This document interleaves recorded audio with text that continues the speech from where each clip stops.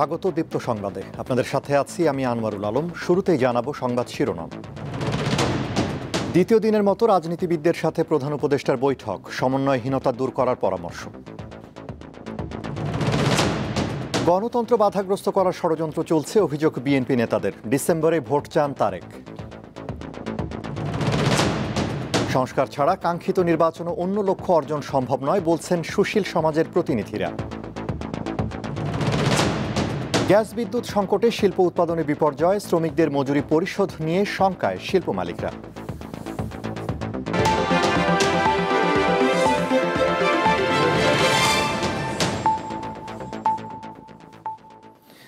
বিস্তারিত।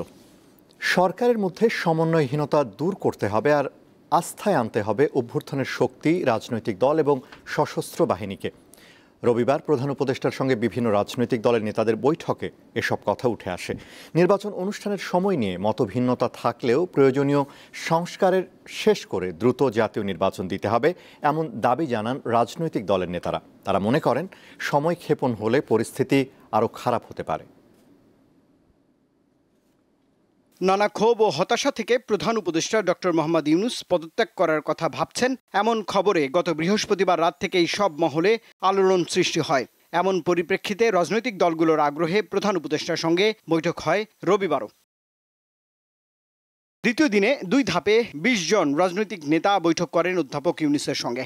নানা ষড়যন্ত্রের মধ্যেও অবিচল থেকে সংস্কার প্রক্রিয়া সম্পন্ন করে আগামী জাতীয় সংসদ নির্বাচন দিতে প্রধান উপদেষ্টাকে পরামর্শ দেন তারা। তবে সংস্কারের লক্ষ্যে যেন কাল বিলম্ব না হয় সে বিষয়ে সচেতন থাকতে প্রধান উপদেষ্টাকে পরামর্শ দেন রাজনীতিবিদরা। মতের তারতম্যতে আমাদের ভীত হওয়া উচিত না।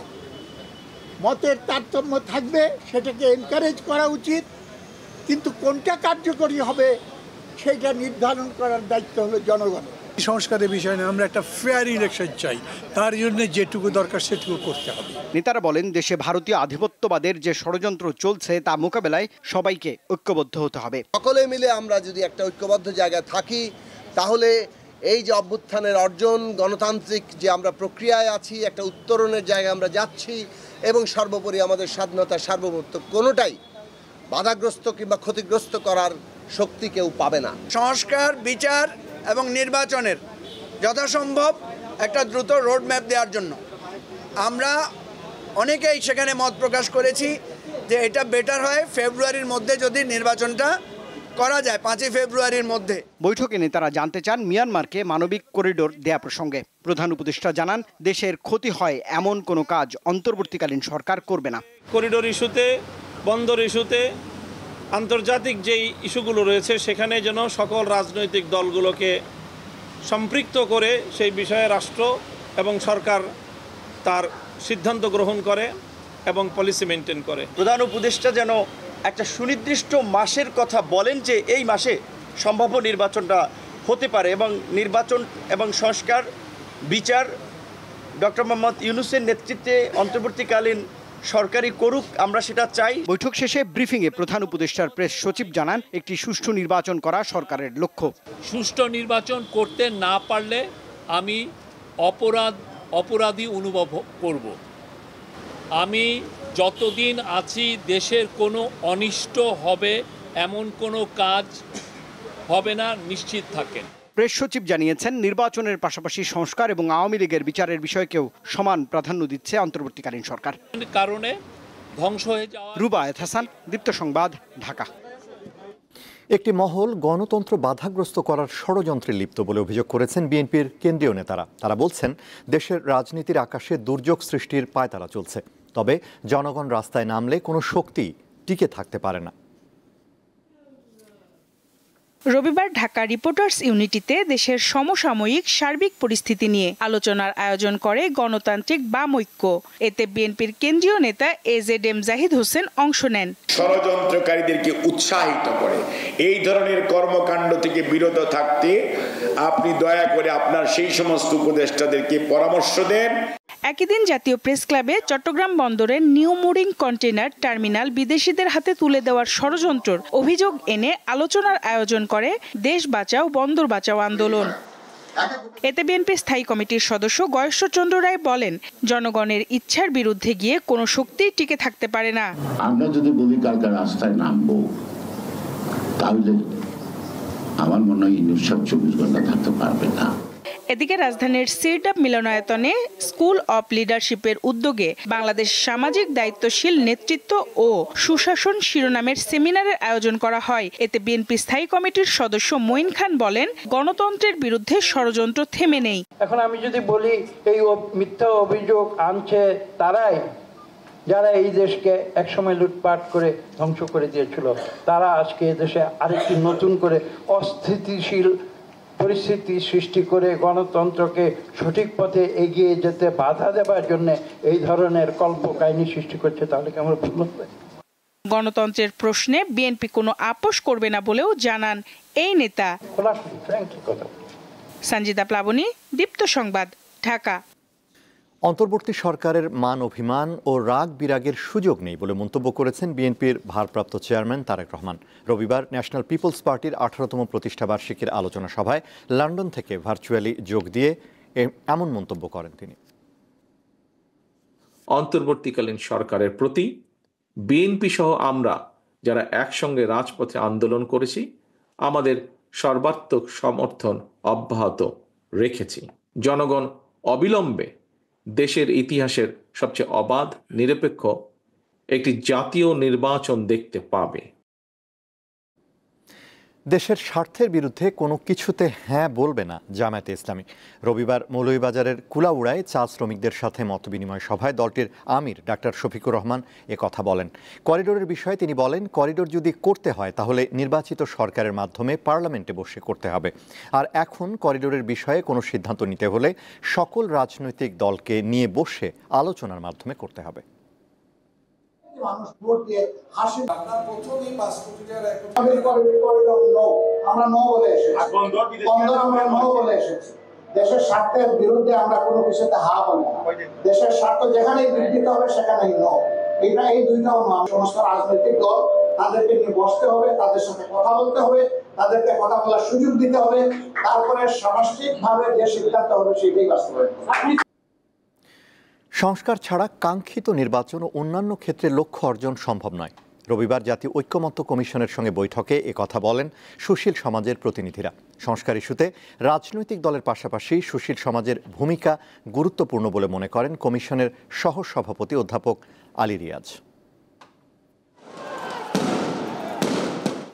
24-এর গণঅভ্যুত্থানের ধারাবাহিকতায় নতুন বাংলাদেশ গড়ার লক্ষ্যে বিভিন্ন খাত সংস্কারের উদ্যোগ নেয় ডক্টর ইউনূসের নেতৃত্বাধীন অন্তর্বর্তী সরকার। গঠন করা হয় বেশ কয়েকটি কমিশন। এসব কমিশনের সুপারিশ পর্যালোচনা করছে জাতীয় ঐক্যমত্য কমিশন। বৈঠক করছে রাজনৈতিক দলসহ বিভিন্ন মহলের সঙ্গে। রবিবার রাজধানীর ফার্মগেটের কৃষিবিদ ইনস্টিটিউশনে সুশীল সমাজের প্রতিনিধির সাথে বৈঠকে বসে জাতীয় ঐক্যমত্য কমিশন। এতে সংস্কারের বিভিন্ন দিক নিয়ে আলোচনা হয়। এমন কোন জিনিসে হাত দেওয়া উচিত হবে না যেটা থেকে ভোটের অধিকার ফিরে দিতে আরো বিলম্ব হয়। কাজেই সর্বোপরি আমাদের প্রধান লক্ষ্য হবে সংস্কার করে যাতে আমরা গণতন্ত্রের আবার ফিরে যেতে পারি, সেদিকে অগ্রসর হতে পারি এবং যত শীঘ্রই অগ্রসর হতে পারি সেদিকে লক্ষ্য রাখা। আমি শুধু রাজনৈতিক দলগুলোকে একটাই প্রশ্ন করতে চাই যে গণমাধ্যম যে অবস্থায় আছে সেই অবস্থায় যদি থাকে তাহলে কি আপনারা নির্বাচনটাও ঠিকমতো করতে পারবেন কিনা? জাস্ট এইটাই একমাত্র কথা আমি বলে গেলাম। সাংবিধানিক এবং নির্বাচন রিলেটেড যেগুলো রিয়েলি মেইন ইস্যু এখন, সেই দিকে বেশি আমরা নজর দিব। দ্রুত বিচার এবং এই সরকারের সময়ই করে ফেলা ভালো হবে। That is one of the priority. রাস্তার চাপে কিংবা একটা আন্দোলনের চাপে যে কোনো কিছুতে নথি স্বীকার করা, এটা সরকারের জন্য ক্ষতির কারণ হচ্ছে, সেটা আসলে আলটিমেটলি আমাদের এই সংস্কার প্রক্রিয়াটাকেও পিছিয়ে দেবে। কারণ সংস্কার প্রক্রিয়ার উপরে সরকারের উপরে জনগণের আস্থা কমে যাচ্ছে এর ফলশ্রুতিতে। জাতীয় ঐক্যমত্য কমিশনের সহসভাপতি বলেন, বাংলাদেশকে এগিয়ে নিতে সংস্কারের বিকল্প নেই। রাজনৈতিক দলগুলো রাজনৈতিক আদর্শিক অবস্থানের কারণে নিঃসন্দেহে মতপার্থক্য থাকবে, সব বিষয়ে ঐক্যমত্য প্রতিষ্ঠা করা সম্ভব হবে না। এটা হচ্ছে বাস্তবতা, যে এইসব বিষয়ে ঐক্যমত্য প্রতিষ্ঠা করা যায়নি। সেগুলো আমরা জানাবো, কারণ হচ্ছে স্বচ্ছতার জন্য এবং জনগণের পরবর্তী সময়ে রাজনৈতিক প্রক্রিয়া সিদ্ধান্ত গ্রহণে সহযোগিতা করার জন্য আমরা মনে করি সেটা খুবই জরুরি। এক্ষেত্রে গণমাধ্যম গুরুত্বপূর্ণ ভূমিকা পালন করতে পারে বলে মনে করেন কমিশনের সহসভাপতি। আলাপ আলোচনার মধ্য দিয়ে আসলে আমাদেরকে এক জায়গায় পৌঁছতে হবে। নূর আলম, দীপ্ত সংবাদ, ঢাকা। গ্যাস বিদ্যুৎ সংকট, শিল্পে উৎপাদনের বিপর্যয় এবং আর্থিক সংকটে শ্রমিকদের মজুরি পরিশোধ নিয়ে শঙ্কা প্রকাশ করেছেন শিল্প মালিকরা। রবিবার রাজধানীর গুলশানে সংবাদ সম্মেলনে তারা এই আশঙ্কার কথা জানান। এমন অবস্থায় শিল্প খাতে সংকট সামাল দিতে আসছে বাজেটে বিদ্যুৎ ও জ্বালানি খাতকে সর্বোচ্চ গুরুত্ব দেবার আহ্বান জানান শিল্প মালিকরা। দেশে উৎপাদিত মোট গ্যাসের ৩৫% ব্যবহৃত হয় শিল্প কারখানায়, যা চাহিদার তুলনায় অপ্রতুল। গ্যাস ও এলএনজি সংকটের কারণে এখন স্বাভাবিক গ্যাস সরবরাহ বাধাগ্রস্ত হচ্ছে। ফলে দেশের শিল্প খাত তার চাহিদা মাফিক গ্যাস পাচ্ছে না বলে অভিযোগ ভুক্তভোগীদের। রবিবার রাজধানীর গুলশানের সংবাদ সম্মেলনে বিটিএমএ, বিজিএমইএ, বিকেএমইএ এবং এফবিসিসিআর প্রতিনিধিরা অভিযোগ করেন, দেশি উদ্যোক্তাদের অবহেলা করে বিদেশি বিনিয়োগ এনে কর্মসংস্থান সৃষ্টির চিন্তা করা হচ্ছে। এবারে 7 ঘন্টা কারেন্ট থাকে না। তাহলে আপনাদের মাধ্যমে আমরা জানতে চাই কিভাবে বাংলাদেশের শিল্প, আমরা শিল্প মালিকগণ সামনে টিকে থাকবো। আমরাও বিভিন্নভাবে সাফার করতেছি, আমরাও গ্যাস পাচ্ছি না, বিল দিতে হচ্ছে আমাদেরকে, অতিরিক্ত বিল। আমাদের সরকার কি বাংলাদেশের টেক্সটাইল সেক্টরটাকে বাঁচায় রাখতে চায় কিনা, নাকি এই সেক্টরটাকে সেই পাট শিল্পের মতো বা চিনি শিল্পের মতো বন্ধ করে দিয়ে অন্য কারো হাতে দিতে চাচ্ছে। বিদ্যুৎ ও জ্বালানি পরিস্থিতির উন্নতি না হওয়ায় শিল্পে উৎপাদনশীলতা কমে আসছে বলে মনে করছেন শিল্প মালিকরা। এত তারিখের মধ্যে আপনাদের সবাইকে ফ্যাক্টরির বেতনও দিতে হবে, অথচ ওনারা গ্যাসও দিবেন না, ব্যাংকের ইন্টারেস্ট রেটও বাড়াবেন। ইন্ডাস্ট্রিকে চিঠি দিতে পারে সেক্টরগুলিকে যে এই ডেটে আপনাকে বেতন দিতে হবে। It is a really surprise to think even. সংবাদ সম্মেলনে জ্বালানি সংকট কাটিয়ে দেশের ব্যবসা বাণিজ্য উন্নয়নে সরকারকে এগিয়ে আসার আহ্বান জানান শিল্প মালিকরা। এই বাজেটে আমি মনে করি সরকারের সবচেয়ে বেশি পাওয়ার এন্ড এনার্জিতে মনোযোগ দেওয়া উচিত, সেখানে সবচেয়ে বড় আপনার স্যাংশনটা রাখা উচিত। এই ছাড়া শিল্পায়ন হবে না, আমরাও কর্মসংস্থান ধরে রাখতে পারবো না। শিল্প খাতে জ্বালানি সরবরাহ বাড়াতে অবৈধ সংযোগ বিচ্ছিন্ন করে সিস্টেম লস কমানোর পরামর্শ দেন শিল্প উদ্যোক্তারা। শাহরিয়ার ইমন, দীপ্ত সংবাদ, ঢাকা। গণ অভ্যুত্থানে রাজধানীর চানখারপুলে 6 জনকে হত্যার ঘটনায় দায়ের করা মানবতাবিরোধী অপরাধের মামলায় প্রসিকিউশনের দেয়া অভিযোগ আমলে নিয়েছে আন্তর্জাতিক অপরাধ ট্রাইব্যুনাল। ডিএমপির সাবেক কমিশনার হাবিবুর রহমান সহ 8 পুলিশ এই মামলার আসামি। এছাড়া আদালত অবমাননার দায়ে শেখ হাসিনা সহ 2 আসামির বিষয়ে বিজ্ঞপ্তি প্রকাশের নির্দেশ দিয়েছে ট্রাইব্যুনাল। ছাত্র জনতার গণ অভ্যুত্থানে রাজধানীর চানখারপুলে 5 আগস্ট 6 জনকে হত্যা করা হয়। প্রসিকিউশনের প্রতিবেদন বলছে, প্রাণঘাতী অস্ত্র ব্যবহার করে আনাস, শেখ মাহাদি হাসান জুনায়েদ, মোহাম্মদ ইয়াকুব, রাকিব হাওলাদার, ইসমাইল হক ও মানিক মিয়াকে হত্যা করে পুলিশ। স্বয়ং শেখ হাসিনার নির্দেশে এসব হত্যাকাণ্ড চালানো হয়। শেখ হাসিনার সাথে অন্যান্য আসামিদের কথোপকথনের প্রমাণ পাওয়ার তথ্য দিয়ে প্রসিকিউশন রবিবার সাবেক ডিএমপি কমিশনার হাবিবুর রহমান সহ 8 পুলিশের বিরুদ্ধে আন্তর্জাতিক অপরাধ ট্রাইব্যুনালে আনুষ্ঠানিক অভিযোগ দাখিল করে। এ মামলায় গ্রেপ্তার আসামি ইন্সপেক্টর আরশাদ, কনস্টেবল সুজন, ইমাজ হোসেন ইমন ও নাসিরুল ইসলামকে ট্রাইব্যুনালে হাজির করা হয়। তাদের উপস্থিতিতে অভিযোগ আমলে নেয়ার বিষয়ে শুনানি হয়। এতে চিফ প্রসিকিউটর অপরাধের বর্ণনা তুলে ধরেন। দল হিসাবে আওয়ামী লীগ, জোট হিসেবে 14 দল, অঙ্গ সংগঠন হিসেবে আওয়ামী লীগের ছাত্রলীগ, যুবলীগ এবং অন্যান্য সংগঠন সমূহের কথা আমরা তুলে এনেছি। পুলিশ, বিজিবি এবং র্যাব এবং অন্যান্য গোয়েন্দা সংস্থাসমূহ তারা কিভাবে এখানে ভূমিকা পালন করেছে, তাদের কি দায়, সেগুলোর কথা এখানে তুলে আনা হয়েছে। আসামিদের ভিডিও, অডিও সহ প্রয়োজনীয় তথ্য প্রমাণ আদালতে দাখিল করা হয়েছে বলেও জানান তিনি। অপরাধীদের অপরাধ প্রমাণ করতে যত স্ট্যান্ডার্ড দিয়ে বিচার করা হোক, যাতে কোনো স্ট্যান্ডার্ডেই এই বিচারটি ফেইল না করে, সেই মানের এভিডেন্স আমরা আদালতে দাখিল করেছি। এদিকে সাবেক প্রধানমন্ত্রী শেখ হাসিনা সহ 2 জনের আদালত অবমাননার দায়ে ট্রাইব্যুনালে হাজির হওয়ার বিষয়টি পত্রিকায় প্রকাশের নির্দেশ দিয়েছে আদালত। 2টো বহুল প্রচালিত পত্রিকায় বিজ্ঞপ্তি দিয়ে তাদেরকে আদালতে হাজির হওয়ার জন্য নির্দেশ যেটা দিয়েছেন, সেটা নোটিফিকেশন আকারে পত্রিকা ছাপার নির্দেশ দিয়েছেন। মামলাটির পরবর্তী শুনানি ও আদেশের জন্য আগামী 3 জুন তারিখ ঠিক করেছে ট্রাইব্যুনাল। আজিজুল ইসলাম, দীপ্ত সংবাদ, ঢাকা। কোরবানির পশুর চামড়ার নতুন দাম নির্ধারণ করেছে সরকার। এবছর ঢাকায় গরুর লবণযুক্ত চামড়া প্রতি বর্গফুটে গত বছরের তুলনায় 5 টাকা, আর ছাগলের চামড়ায় বাড়ানো হয়েছে 2 টাকা। রবিবার সচিবালয়ে একথা জানান বাণিজ্য উপদেষ্টা। আর স্বরাষ্ট্র উপদেষ্টা 12 ঘন্টার মধ্যে পশুর হাটের বর্জ্য সরানোর ঘোষণা দিয়েছেন। বাংলাদেশে সারা বছর যে সংখ্যক পশু জবাই হয় তার প্রায় অর্ধেক হয় এই পবিত্র ঈদ উল আজহা বা কোরবানি ঈদে। কোরবানি যারা দেন তাদের কাছ থেকে কাঁচা চামড়া কিনে মৌসুমী ব্যবসায়ীরা বিক্রি করেন পাইকারদের কাছে। পাইকাররা সেই চামড়ায় লবণ দিয়ে সংরক্ষণের প্রাথমিক কাজটি সেরে বিক্রি করেন ট্যানারিতে। ট্যানারি কেমন দামে চামড়া কিনবে তা প্রতি বছরই নির্ধারণ করে দেয় বাণিজ্য মন্ত্রণালয়। এবছর তড়িঘড়ি করে চামড়া বিক্রি না করে বরং সংরক্ষণ ও ব্যবস্থাপনায় জোর দিতে চান বাণিজ্য উপদেষ্টা। এমনকি দেশে চাহিদা না থাকলে রপ্তানির দরজাও রাখছেন খোলা। আমরা আন্তর্জাতিক বাজারে কাঁচা চামড়া অথবা ওয়েট ব্লু চামড়া সাময়িকভাবে, যেটা বাংলাদেশ থেকে রপ্তানি নিষিদ্ধ তালিকায় ছিল, এই নিষিদ্ধ তালিকা থেকে আমরা তুলে দিচ্ছি, সো দ্যাট ইন্টারন্যাশনাল মার্কেটে সরাসরি, যদি স্থানীয় বাজারে এই মূল্য পাওয়া না যায়, যদি চেষ্টা করেন যেন আন্তর্জাতিক বাজারে সরাসরি বিক্রি করে দিতে পারেন।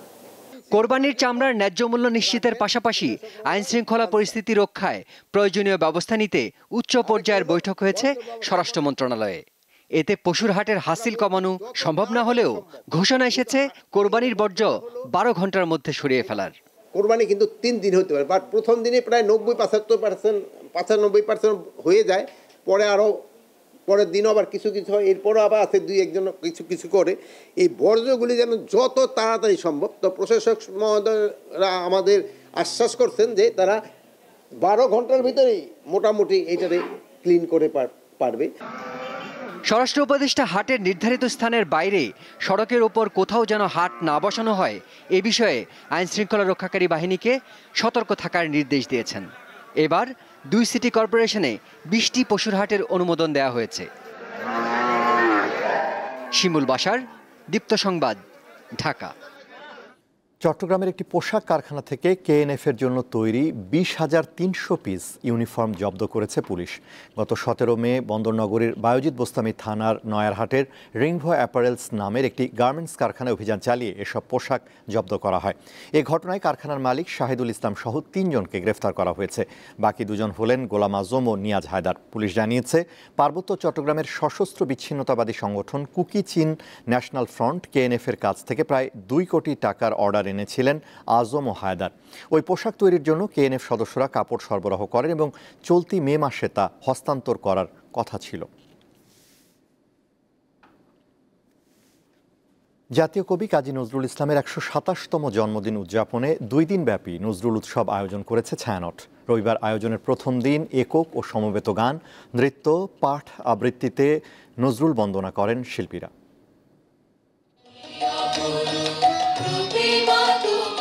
কাজী নজরুল ইসলাম সাহিত্যের সকল শাখায় অনন্য বিচরণের পাশাপাশি সুর ও সঙ্গীতের জগতে এক মহাসাধক। তার গানে উঠে এসেছে গ্রাম বাংলা, সাম্য, প্রেম, দর্শন, ধর্মীয় ও আধ্যাত্মিক চেতনার জগৎ।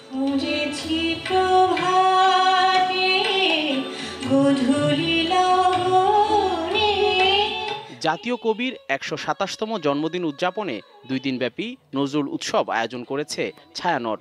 রবিবার সন্ধ্যায় রাজধানীর ছায়ানট মিলনায়তনে শিল্পীদের সমবেত কণ্ঠে একই অপরূপ রূপে মা তোমার গানের সঙ্গে সমবেত নাচ দিয়ে অনুষ্ঠানের সূচনা হয়। বিশেষ গীতি আলেখ্য কাবেরী তীরে পরিবেশন করেন শিল্পীরা। জাতীয় কবি নজরুল ইসলামের জীবন ও কর্ম নিয়ে আলোচনা করেন আয়োজকরা। বলেন, গানের কথায় কাজী নজরুল ইসলাম মানবতার মর্মবাণী সবার মাঝে ছড়িয়ে দিয়েছেন। তিনি বহু রকম গান লিখেছেন। তিনি যেমন শ্যামা সঙ্গীত লিখেছেন, তেমনি ইসলামী গান তিনি লিখেছেন। মানুষের সম্প্রীতি, ভালোবাসা, মিলন আকাঙ্ক্ষা নিয়ে তিনি কাজ করে গেছেন। অনুষ্ঠানে নজরুল গীতি পরিবেশন করেন ইয়াকুব আলী, ধ্রুব সরকার, ছন্দা চক্রবর্তী, রেজাউল করিম, প্রিয়াঙ্কা গোপ ও নাসরিন আক্তার সহ অনেকে। এই আয়োজনে ছায়ানটের শিল্পী ছাড়াও আমন্ত্রিত শিল্পী ও দল অংশ নেয়। ছায়ানট মিলনায়তনে আয়োজিত এই উৎসব সকলের জন্য উন্মুক্ত। 2 দিনব্যাপী এই আয়োজন শেষ হবে সোমবার।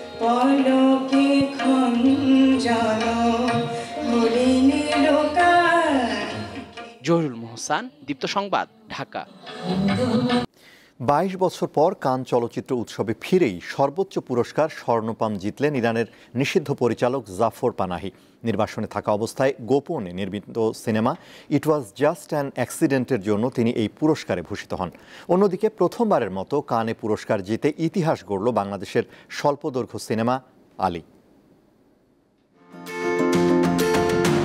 ফ্রান্সের কান শহরে 13 মে শুরু হয় বিশ্বের অন্যতম বড় চলচ্চিত্র উৎসব কান ফিল্ম ফেস্টিভ্যাল 2025। শনিবার পালে দে ফেস্টিভ্যাল ভবনের গ্র্যান্ড থিয়েটার লুমিয়ারে আয়োজিত হয় এর সমাপনী অনুষ্ঠান। এই বছর বাংলাদেশ থেকে কান উৎসবে গেছে স্বল্পদৈর্ঘ্য সিনেমা আলী। প্রথমবারের মতো অংশ নিয়েই ইতিহাস রচনা করেছেন তরুণ নির্মাতা আদনান আল রাজীব। তার 15 মিনিটের এই সিনেমাটি স্বল্পদৈর্ঘ্য চলচ্চিত্র শাখার বিশেষ উল্লেখযোগ্য ছবি হিসেবে স্বীকৃতি পেয়েছে। মোট 4781টি সিনেমার মধ্যে আদনান রাজীবের আলীকে সেরা নির্বাচিত করেন বিচারকরা। এদিকে 22 বছর পর প্রথমবারের মতো কান উৎসবে অংশ নিয়েই বাজিমাত করেছেন ইরানের বর্ষিয়ান চলচ্চিত্র নির্মাতা জাফর পানাহি। তার নতুন রাজনৈতিক থ্রিলার ঘরানার cinema it was just an অ্যাক্সিডেন্টের জন্য উৎসবের সর্বোচ্চ পুরস্কার পাম দ্য অর জিতেছেন 64 বছর বয়সী এই নিষিদ্ধ নির্মাতা।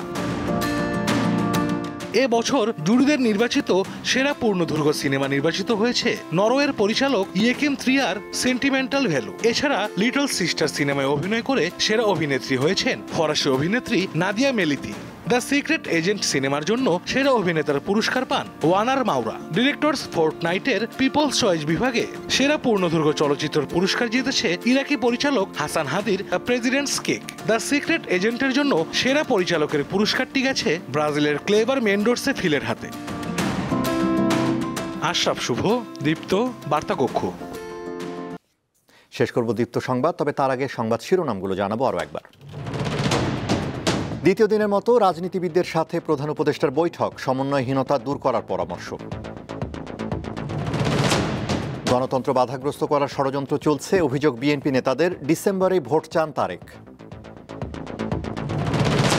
সংস্কার ছাড়া কাঙ্ক্ষিত নির্বাচন ও অন্য লক্ষ্য অর্জন সম্ভব নয় বলছেন সুশীল সমাজের প্রতিনিধিরা। এবং গ্যাস বিদ্যুৎ সংকটে শিল্প উৎপাদনে বিপর্যয়, শ্রমিকদের মজুরি পরিশোধ নিয়ে শঙ্কায় শিল্প মালিকরা।